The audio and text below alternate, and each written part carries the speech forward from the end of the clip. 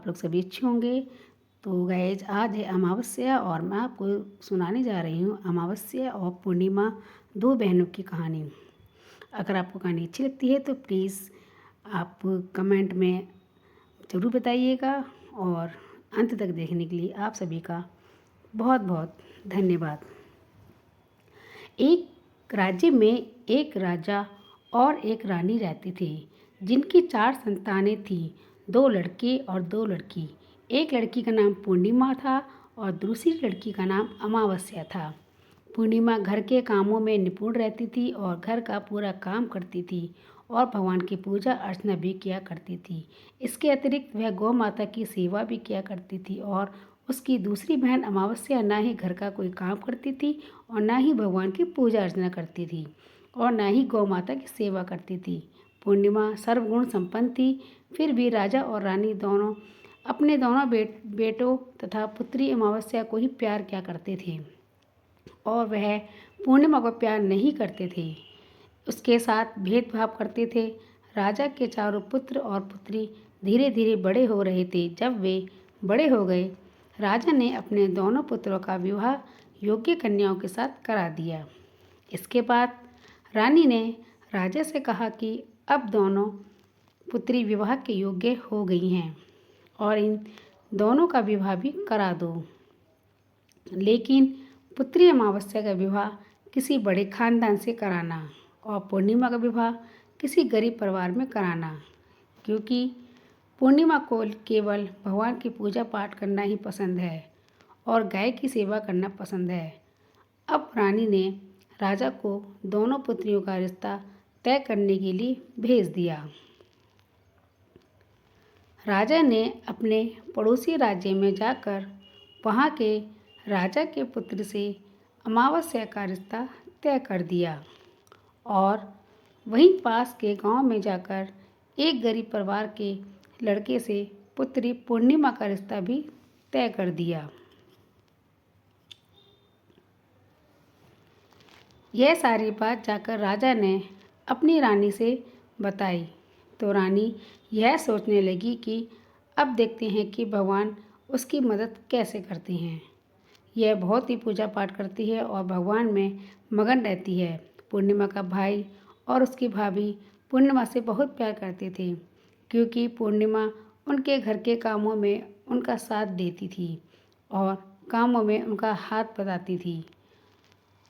यही उनकी दूसरी बहन अमावस्या उन पर रौब जमाती थी और घर का कोई कार्य नहीं करती थी। कुछ समय बीत जाने के बाद दोनों पुत्रियों का विवाह हो जाता है। राजा और रानी की विवाह के बाद अपनी दोनों पुत्रियों को विदाई देते हैं। विदाई देते समय राजा और रानी पुत्री अमावस्या को बहुत सारा धन और दौलत देकर विदा करते हैं और पूर्णिमा को भी कुछ भी नहीं देते हैं, खाली हाथ अपने घर से विदा करते हैं। इसके बाद दोनों बहनें अपने ससुराल में चली जाती हैं।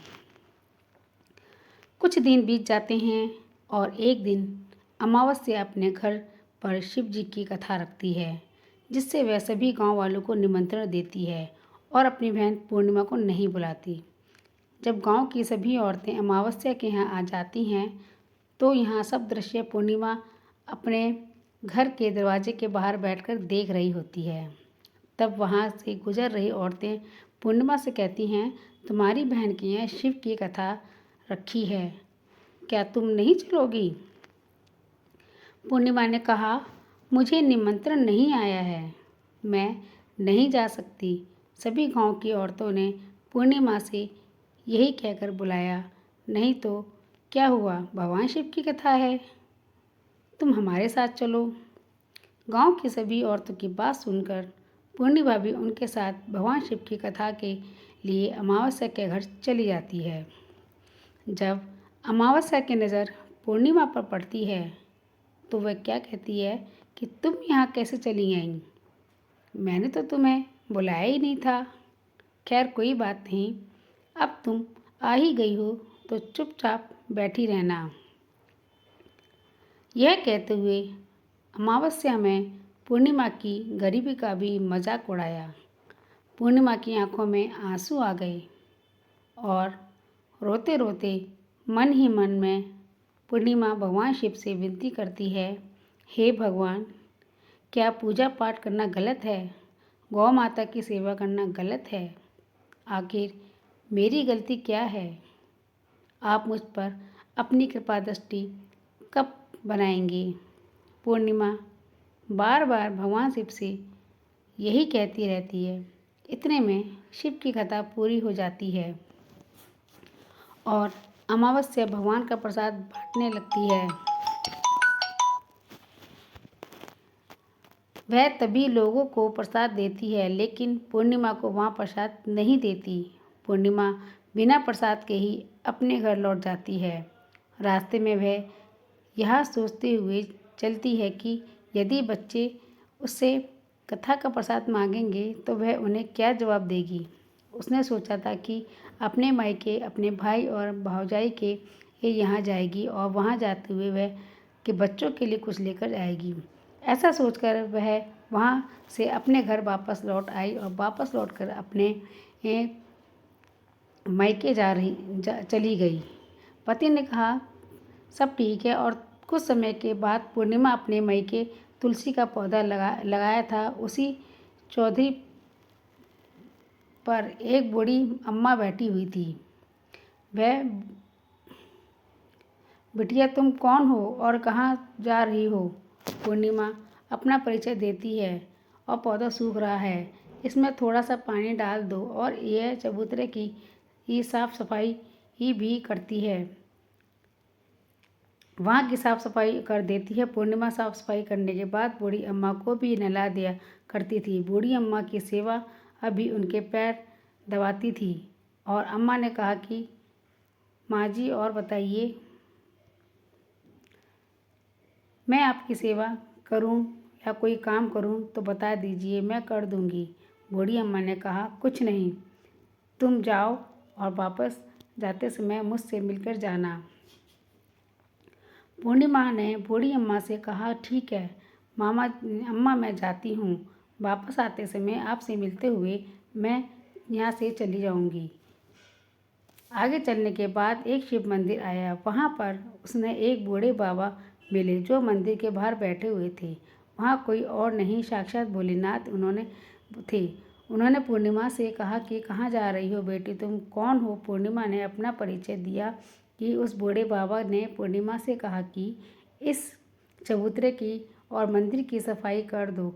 तब पूर्णिमा ने मंदिर और चबूतरे की सफाई कर दी और वहाँ जाकर पूजा पाठ अर्चना की और साफ सफाई ही की। बाबा और कोई नहीं, वो बताइए? बूढ़े बाबा ने कहा, नहीं बेटी, अब तुम जाओ, वापस आते समय मिलते हुए जाना। पूर्णिमा ने कहा कि ठीक है बाबा, मैं जाती हूँ, वापस आते समय मैं मिलकर जाऊँगी। आगे चलते रहने पर कुछ दूर जाने के बाद पूर्णिमा को एक काली जी का मंदिर दिखा। वहाँ एक बूढ़ी अम्मा चबूतरे पर बैठी हुई थी। उस चबूतरे बूढ़ी औरत ने भी पूर्णिमा से कहा कि बेटी तुम कौन हो, कहाँ से आ रही हो? तब पूर्णिमा ने कहा, अम्मा, बूढ़ी औरत से कहा कि अपना परिचय दिया कि औरत ने पूर्णिमा से कहा कि यहाँ पर सभी पूजा पाठ करने के लिए आते हैं, लेकिन मंदिर की साफ़ सफाई कोई नहीं करता है, इसलिए तुम मंदिर और चबूतरे की साफ़ सफाई कर दो। तो उसने कहा, ठीक है अम्मा, मैं करती हूँ। पूर्णिमा ने मंदिर और चबूतरे की सफाई कर देती है और पूजा पाठ करती है और माता जी का श्रृंगार कर देती है और उस बूढ़ी अम्मा को भी नहला धुला देती है। बूढ़ी अम्मा के पैर दबाती है और कहती है, सभी काम हो जाते हैं तो? अम्मा कहती हैं, ठीक है। पूर्णिमा कहती है, और बताइए? बूढ़ी अम्मा कहती है कि नहीं बेटी, अब तुम जाओ, लेकिन जब जाओ तो वापस आते समय मेरे से मिलकर जाना। पूर्णिमा आगे चली जाती है। आगे चलते चलते एक नदी आती है। वहाँ पर एक बूढ़ी अम्मा बैठी रहती है और कहती है कि बेटी तुम कौन हो और कहाँ से आई हो? तो इसमें भी पूर्णिमा अपना परिचय देती है। बूढ़ी अम्मा पूर्णिमा से कहती है कि नदी पर स्नान करने तो यहाँ सब लोग आते हैं, लेकिन यहाँ की साफ़ सफाई कोई नहीं करता है, तुम किनारे पर साफ़ सफाई कर दो। पूर्णिमा कहती है, ठीक है माँ जी, वहाँ की सफाई और कर देती हूँ, और उस बूढ़ी अम्मा के पैर दबाती है और साफ़ सफाई करती है। माँ जी, और कोई काम हो तो बताइएगा। बूढ़ी अम्मा कहती, नहीं बेटी, अब तुम जाओ, लेकिन जाते समय मेरे से मिलकर जाना। पूर्णिमा के भाई और भाभी उसे देखकर बहुत खुश हो जाते हैं और पूर्णिमा की बहुत खातिरदारी करते हैं, उसे बहुत सारी बातें कहते हैं और कहते हैं कि बच्चों को भी साथ लेकर आती तो बहुत अच्छा लगता। कुछ समय बाद पूर्णिमा ने वापस आने के लिए अपने ससुराल जाने के लिए उसे बात कही। भाभी भी उसके लिए एक साड़ी दी और बच्चों के खेलने के खिलौने दिए, कपड़े दिए, खाने पीने का सामान दिया और कहा कि तुम बहुत दिनों के बाद आई हो। पूर्णिमा की भाभी ने यह थैला पूर्णिमा के हाथ में दिया और कहा कि जाओ, जल्दी जाओ, वापस आना। इसके बाद पूर्णिमा अपने ससुराल के लिए रवाना हो गई और उसी की नदी के किनारे पहुंची तो नाव में बैठकर दूसरे किनारे पर उतर गई। वहां पर उतरने के बाद वहां पर बूढ़ी अम्मा मिली। साक्षात गंगा मैया भी बूढ़ी अम्मा से पूर्णिमा के बारे में बता रही थी और तुमने अपने घर जाकर खेलना।